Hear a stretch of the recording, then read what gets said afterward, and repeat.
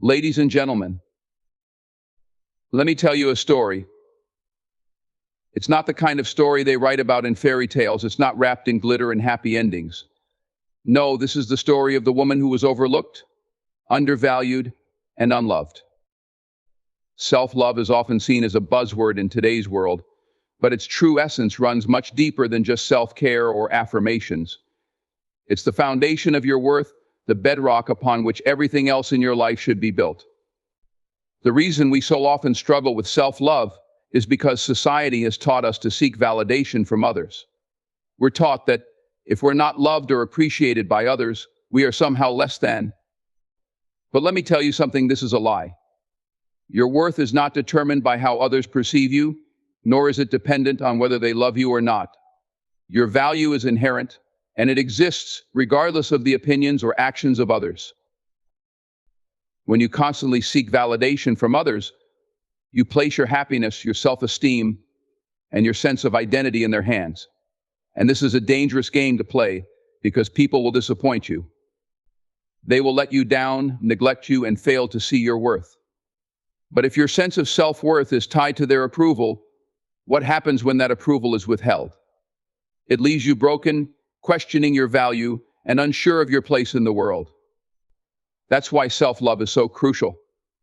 You cannot allow your worth to be defined by someone else's inability to recognize it. You have to learn to look at yourself and know, without a shadow of a doubt, that you are enough. Self-love is not about vanity or selfishness. It's not about thinking you're perfect or better than others. It's about understanding that you are worthy of respect, dignity, and kindness, especially from yourself. It's about treating yourself with the same care and consideration that you give to the people you love. How often do you go out of your way to take care of others, to support them, to encourage them, and to show them kindness?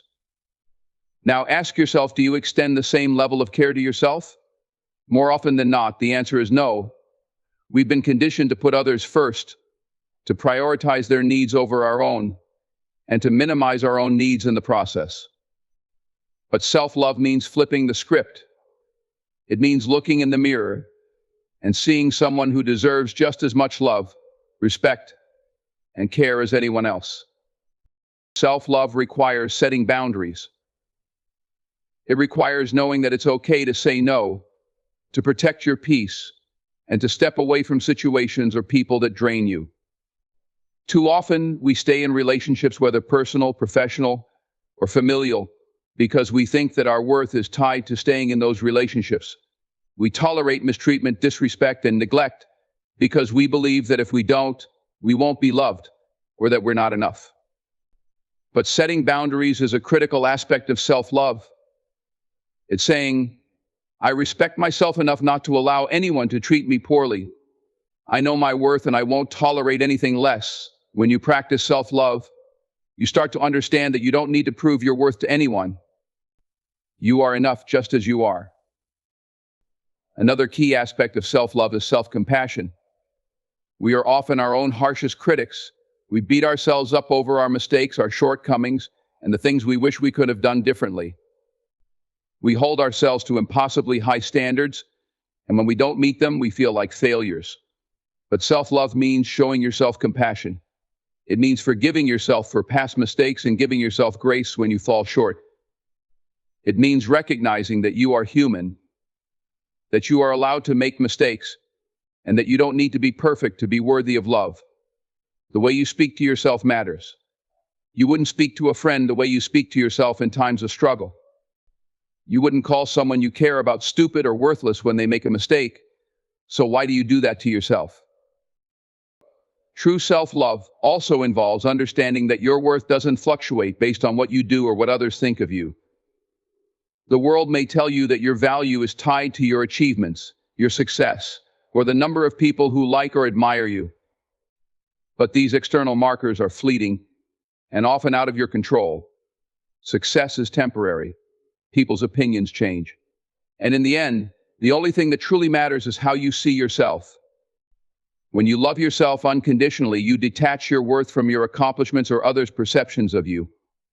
You accept yourself, flaws and all, and you stop looking for outside sources to validate your sense of self. Self-love means knowing that you don't need anyone's approval to be happy. You don't need anyone's love to feel complete. You are already whole. And when you understand that, something incredible happens. You stop seeking validation from the people who may have neglected or rejected you, and you start looking within for the love and acceptance that you truly need. You begin to understand that love is not something you seek from others, it's something you cultivate within yourself. When you practice self-love, it doesn't just change how you see yourself, it changes how you navigate the world. You start making decisions from a place of strength and confidence, rather than from a place of fear or neediness. You begin to attract people who value you for who you truly are, not for who they want you to be. And you stop accepting less than you deserve. Self-love is transformative. It allows you to step into your power, to be unapologetic about your worth, and to demand respect from others not because you need it, but because you know you deserve it. Stop waiting for someone else to love you before you can love yourself. The love you're looking for is already within you. You are worthy, you are enough, and you are deserving of all the love and respect the world has to offer. But it starts with you. It starts with loving yourself first. Rejection is a powerful force, one that can leave you feeling empty, unwanted, and unworthy. But what if I told you that rejection, especially repeated rejection, can actually be the thing that strengthens you the most? It's in the fire of being overlooked, dismissed, or ignored that we learn who we really are. And it's through these moments that our resilience is born. The truth is, rejection doesn't break you unless you let it. Instead of allowing it to diminish you, you have the power to let it build you. When you feel rejected, it's easy to fall into the trap of believing that you aren't good enough, that you don't measure up. The world will make you think that if you're not chosen, if you're not picked, if you're not loved by the people you desire to be loved by, then something is wrong with you. It's an easy conclusion to come to when you're standing in the midst of pain and uncertainty, wondering why others can't see your worth. But let me remind you, their inability to recognize your worth is not a reflection of your value. It's a reflection of them. It's about their inability to see the greatness in you. And that's not something you should internalize. You cannot let their rejection define you. There's a powerful lesson in every rejection, the lesson of survival. When people walk away or fail to acknowledge you, it's not the end of the road, it's a moment of opportunity. You have the chance to grow, to learn, and to become stronger. There's strength in standing tall when everyone else tries to knock you down. There's power in carrying on when others walk away. The unloved woman, the one who has experienced rejection, is often the most resilient because she's already been tested. She's weathered storms and survived when it seemed like everything was falling apart. Rejection teaches you how to rely on yourself. When others turn their backs, you don't crumble, you rise. You learn how to dig deep and find the strength within you that you never knew you had. You learn that you can survive without external validation, and you begin to trust in your own abilities. You stop seeking approval and start trusting your instincts. Rejection forces you to become your own biggest supporter. It pushes you to rely on your inner strength and not on the fickle opinions of others. And the more you go through, the more you realize that rejection is not a sign of failure, it's a sign of growth. Every time you're rejected, you get closer to your real purpose. People who can't see your worth aren't meant to be in your life. They aren't meant to be part of your journey. They are simply stepping stones to something greater, something better. The rejection you experience is a redirection. It's the universe or God's way of protecting you from what doesn't serve your higher purpose.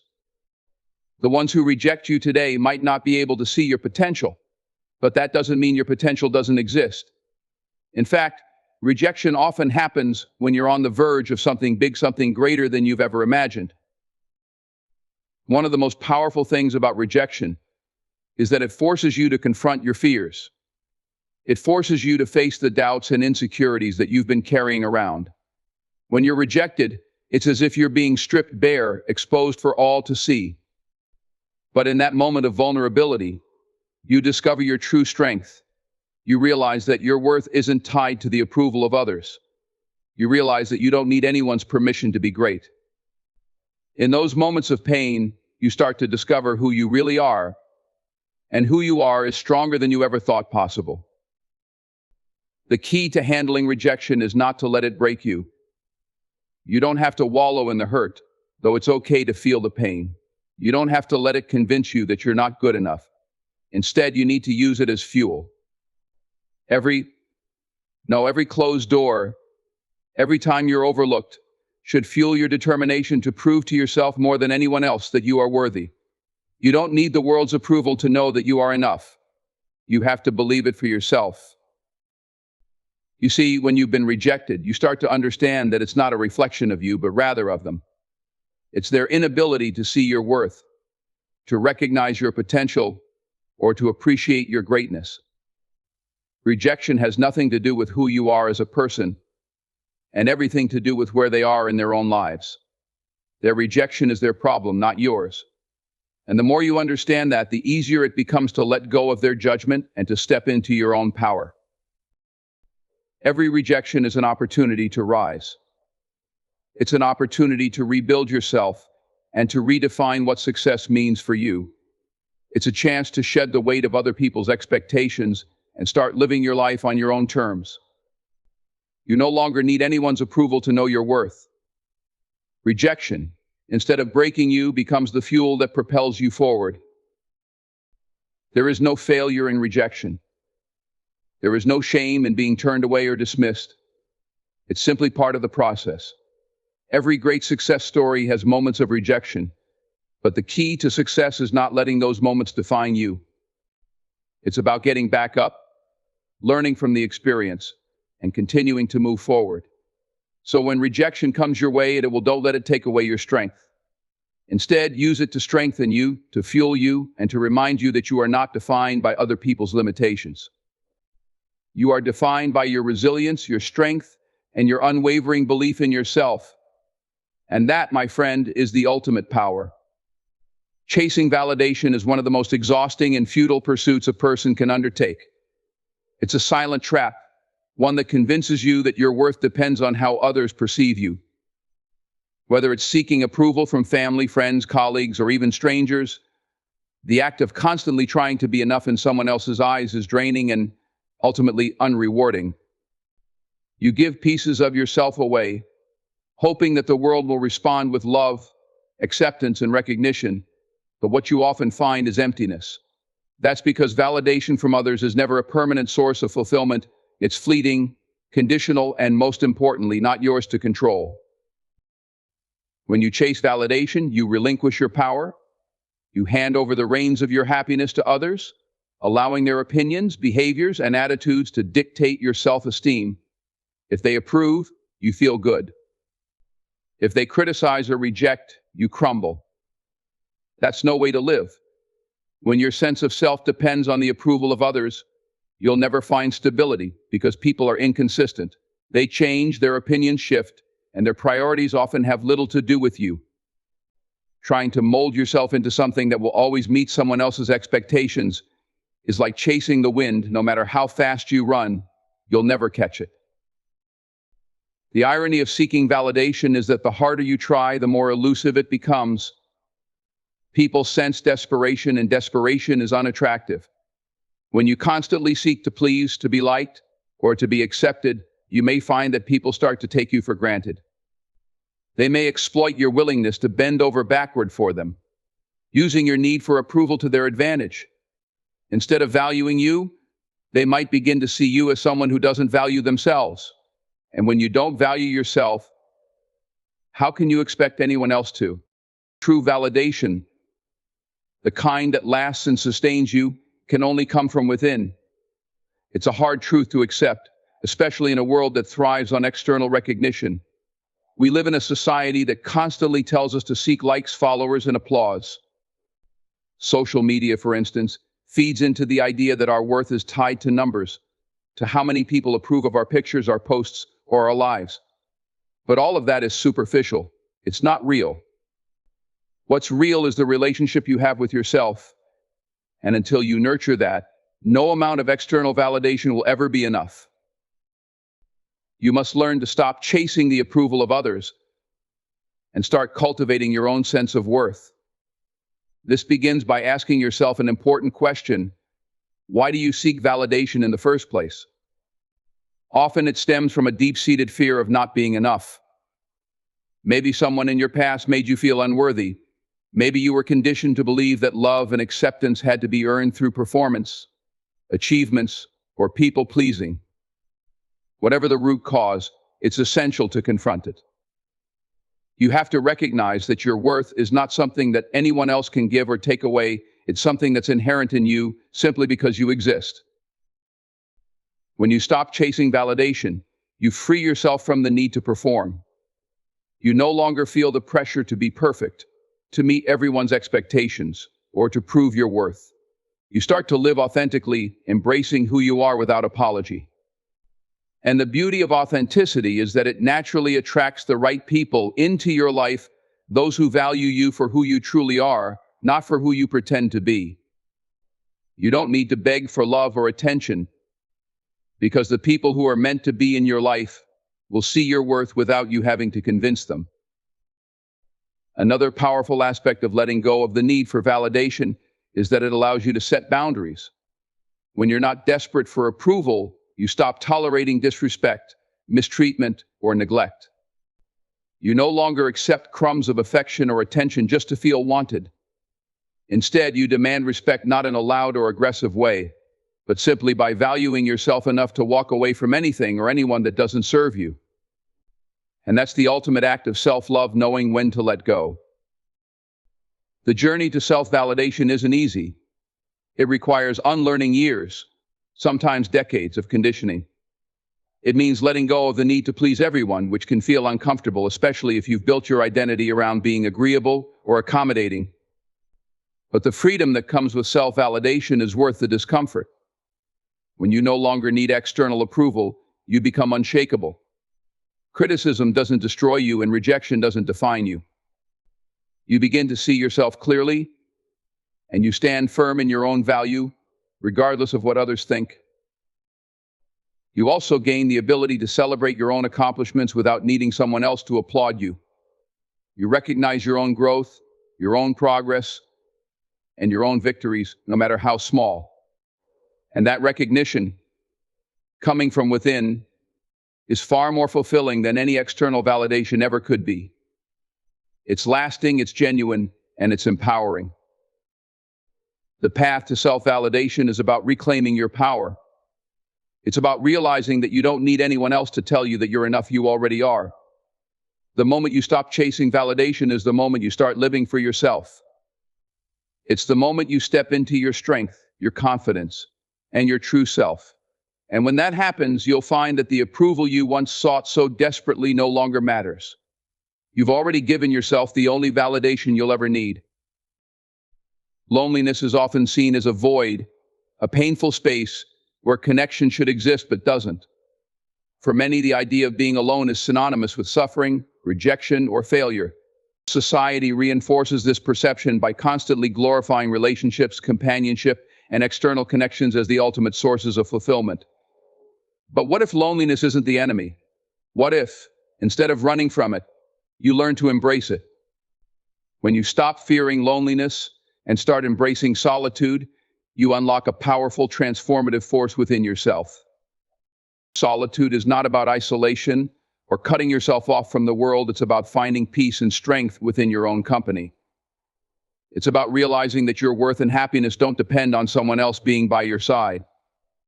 When you embrace solitude, you learn to face yourself honestly. There are no distractions, no external noise to drown out your thoughts. It's just you, your mind, and your soul. And while that can be uncomfortable at first, it's also where some of life's most profound discoveries happen. The fear of loneliness often drives people to make poor decisions. They cling to toxic relationships, stay in situations that no longer serve them, or surround themselves with people who don't value them, all to avoid being alone. They settle for less than they deserve because the idea of solitude feels unbearable. But in doing so, they deny themselves the opportunity to truly grow. Loneliness, when embraced, becomes a space for healing. It allows you to step back, reflect, and rediscover who you are without the influence of others.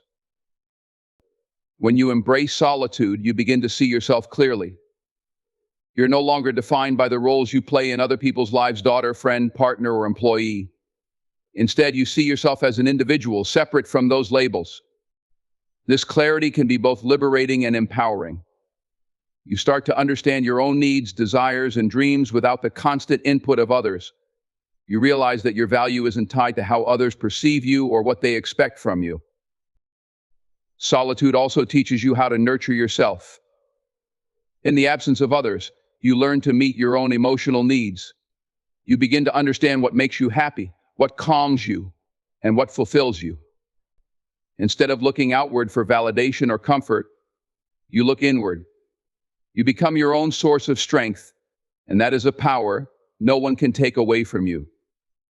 When you reach this point, you're no longer afraid of being alone, because you've realized that solitude is not a weakness, it's a sanctuary. One of the greatest benefits of embracing solitude is the opportunity for self-growth. In the quiet moments, you can focus on your passions, your goals, and your personal development. Without the distractions of constant social interaction, you have the time and mental space to invest in yourself. You can pick up new skills, pursue hobbies, or simply spend time reflecting on your life and where you want it to go. Solitude becomes a fertile ground for growth, creativity, and self-discovery. Embracing solitude doesn't mean you don't value relationships. It means you understand that the quality of your relationships improves when you're whole within yourself. When you're comfortable in your own company, you're less likely to tolerate mistreatment or settle for less than you deserve. You approach relationships from a place of strength rather than need. You don't cling to others out of fear of being alone, because you've already made peace with solitude. This self-assuredness makes your relationships healthier, more balanced, and more fulfilling. Another gift of solitude is resilience. Life is unpredictable, and there will be times when you find yourself alone, whether by choice or circumstance. When you've learned to embrace solitude, these moments don't break you. You've already proven to yourself that you can stand on your own, that you can weather storms without leaning on others. This resilience gives you the confidence to face challenges head-on, knowing that you have everything you need within yourself to persevere. Learning to embrace solitude also shifts your perspective on connection. When you're no longer afraid of being alone, you begin to value relationships for what they truly are: an added joy, not a necessity.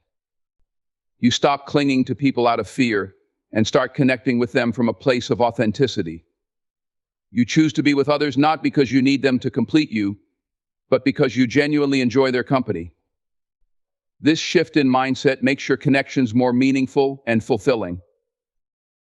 It's important to recognize that solitude is not loneliness. Loneliness is a feeling of being disconnected, of yearning for companionship that isn't there. Solitude, on the other hand, is a choice, a state of being comfortable with yourself. It's about turning inward and finding peace in your own presence. While loneliness can feel like a void, solitude feels like an oasis. It's a space where you can recharge, reflect, and reconnect with your true self. When you embrace solitude, you realize that you are enough. You don't need someone else to validate your existence or to make you feel worthy. You don't need constant social interaction to prove that you belong. You belong to yourself, and that is more than enough. This realization is incredibly freeing. It allows you to live authentically, to make decisions that align with your values, and to pursue a life that truly fulfills you. Solitude is not something to fear, but something to cherish. It's a gift that allows you to reconnect with yourself, to heal, and to grow. It's a reminder that your worth is not determined by the presence or absence of others, but by the strength and love you cultivate within yourself. When you learn to embrace solitude, you unlock a level of peace and empowerment that transforms not only how you see yourself, but how you navigate the world. You stop running from loneliness and start walking confidently in the knowledge that you are your own greatest companion. Healing is a journey, not a destination. It doesn't happen overnight, and it certainly doesn't follow a straight path. For the woman who has felt unloved, healing begins with a commitment to herself. It starts with the decision to no longer let her past define her future and to stop carrying the weight of rejection or mistreatment. Healing is not about forgetting what happened or pretending it didn't hurt. It's about processing the pain, learning from it, and using it to build a stronger foundation for the future. It's about reclaiming power and finding peace, no matter what life has thrown your way. The first step in the healing process is acknowledging the pain. Too often, people try to suppress their emotions, convincing themselves that they're fine when they're not. But healing requires honesty. You have to face the hurt head-on, no matter how uncomfortable it may be. This means allowing yourself to feel the sadness, anger, or disappointment that comes with being unloved or undervalued. It's not about dwelling on these feelings, but recognizing them for what they are, a natural response to the wounds you've endured. By acknowledging the pain, you take the first step toward releasing it. Once you've allowed yourself to feel, the next step is to forgive, not for the sake of those who hurt you, but for your own peace of mind. Forgiveness is often misunderstood as excusing someone's behavior or letting them off the hook, but that's not what it's about. Forgiveness is about freeing yourself from the burden of resentment and bitterness. It's about saying, I refuse to let what happened to me control my happiness any longer. It's a gift you give to yourself, a way of cutting the emotional ties that keep you bound to the past. As you navigate the path of healing, you must also learn to let go of self-blame. When you've been unloved, it's easy to internalize the pain and start believing that you're the problem. You may question your worth or wonder if there's something inherently wrong with you. But the truth is, someone else's inability to love or value you is not a reflection of your worth, it's a reflection of their limitations. Letting go of self-blame means recognizing that you are enough, just as you are, and that your value is not determined by how others treat you. Healing also requires self-compassion. This means treating yourself with the same kindness and understanding that you would offer to a friend in pain. It means giving yourself permission to rest, to grieve, and to take the time you need to heal. Too often, people put pressure on themselves to get over it quickly, as if healing has a deadline.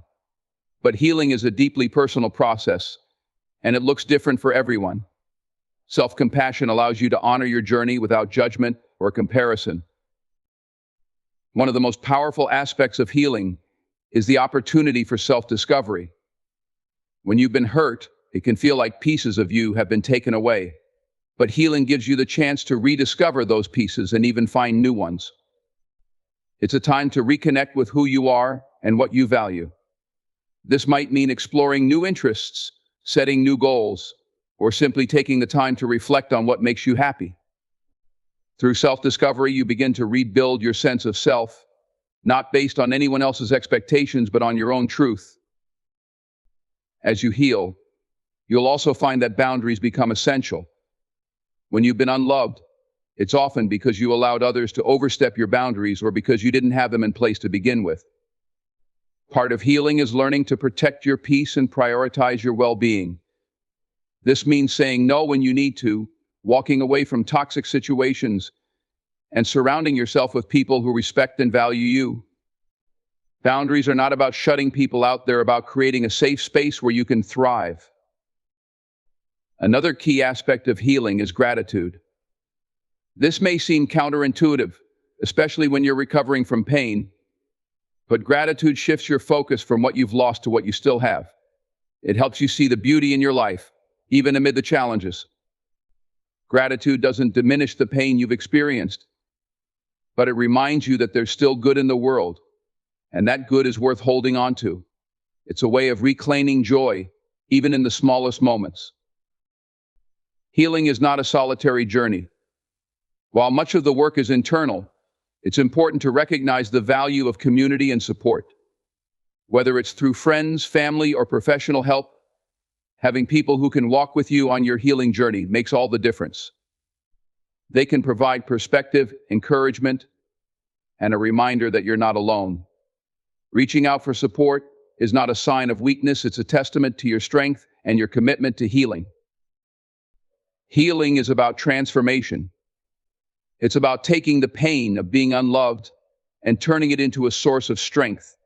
It's about realizing that your story doesn't end with the hurt, it's just the beginning of a new chapter. Healing allows you to see that the scars you carry are not a sign of weakness, but proof of your resilience. They're a testament to the fact that you've endured, that you've grown, and that you're moving forward. It's a process of becoming whole again, not by erasing the past, but by integrating it into a brighter, stronger future. True love begins within. Many people spend their lives searching for love, believing it will come from someone else, a partner, a friend, or a family member. But the most profound and lasting love you will ever experience is the love you cultivate for yourself. This isn't arrogance or selfishness, it's the foundation upon which all other relationships are built. When you truly love yourself, you set the standard for how others treat you. You become your own source of comfort, validation, and strength, and in doing so, you transform every aspect of your life. Self-love starts with acceptance. It means embracing yourself as you are, with all your flaws, imperfections, and insecurities. Too often people withhold love from themselves because they don't feel good enough. They think they'll love themselves when they achieve a certain goal, reach a specific milestone, or meet someone else's expectations. But true self-love isn't conditional. It's about saying, I am enough just as I am. It's about recognizing that your worth isn't tied to your accomplishments, appearance, or the approval of others. It's intrinsic, unchanging, and undeniable. One of the most powerful ways to cultivate self-love is through self-talk. The way you speak to yourself matters. If your inner dialogue is filled with criticism, doubt, or negativity, it's impossible to feel love for yourself. You have to become your own biggest cheerleader, your own advocate. This means replacing negative thoughts with positive affirmations, challenging self-doubt with confidence, and treating yourself with the same kindness and compassion you would offer a loved one. It's about changing the narrative in your head from one of self-judgment to one of self-empowerment. Loving yourself also means prioritizing your well-being. It's about taking care of your body, mind, and spirit. This might mean eating nourishing foods, getting enough sleep, or exercising regularly, not to meet some external standard, but because you deserve to feel your best. It also means tending to your mental health, whether that's through therapy, meditation, journaling, or simply taking time to rest and recharge. When you love yourself, you don't neglect your needs or push yourself to the brink of exhaustion. Instead, you honor your body and mind as the vessels that carry you through life. Boundaries are another essential part of self-love. When you love yourself, you don't allow others to treat you poorly or take advantage of you. You set clear boundaries to protect your energy, time, and emotional health. This doesn't mean you shut people out or avoid relationships. It means you approach them from a place of strength and self-respect. You're not afraid to say no when something doesn't align with your values or priorities. You're not afraid to walk away from situations or people that don't serve you. Boundaries are an act of self-love because they show that you value yourself enough to protect your peace. Self-love also involves forgiveness. This can be one of the hardest parts of the journey because it requires you to let go of the mistakes you've made and the regrets you carry. Many people are far kinder to others than they are to themselves, holding on to self-criticism long after they've forgiven someone else for a similar misstep. But holding on to guilt and shame only weighs you down. Loving yourself means acknowledging your humanity, understanding that everyone makes mistakes, and choosing to forgive yourself for the past. It's about learning from your experiences and moving forward with grace and compassion. Another key aspect of self-love is celebrating your achievements, no matter how small. Too often, people dismiss their accomplishments, brushing them off as insignificant or unworthy of recognition. But every step forward, every goal met, and every challenge overcome deserves to be celebrated. When you take the time to acknowledge your successes, you reinforce the belief that you are capable, deserving, and worthy of pride. You don't need to wait for someone else to validate you. You can give yourself that validation and feel empowered in the process. Self-love also requires you to let go of comparison. In a world filled with social media and constant exposure to other people's lives, it's easy to fall into the trap of comparing yourself to others. But comparison is the thief of joy, and it undermines self-love. When you focus on what others have or who they are, you lose sight of your own unique gifts and strengths. Loving yourself means staying in your lane, appreciating your own journey, and recognizing that your path is yours alone. You don't need to measure up to anyone else because you're already enough. At its core, self-love is about believing that you are worthy of love, respect, and happiness, not because of what you do or how others see you, but simply because you exist. It's about treating yourself with the same kindness and care you would offer to someone you love deeply. It's about being patient with yourself, forgiving yourself, and allowing yourself to grow at your own pace. It's about looking in the mirror and seeing not just your reflection, but the incredible person you are inside and out. When you truly love yourself, everything in your life shifts. You make choices that align with your values and desires. You attract healthier relationships because you no longer settle for less than you deserve. You face challenges with resilience because you believe in your own strength. Self-love doesn't mean you won't face struggles or setbacks. It means you'll approach them from a place of confidence and self-assurance. It means you'll always have a safe place to land within yourself. Self-love is the foundation for a fulfilling, meaningful life. It's not a destination you reach, it's a practice you cultivate every day. It's the quiet voice that reminds you of your worth, the gentle hand that guides you through tough times, and the unwavering belief that you are enough. When you truly love yourself, you stop looking outward for validation and instead find everything you need within. You become your own source of love, and that is the greatest gift you can give yourself.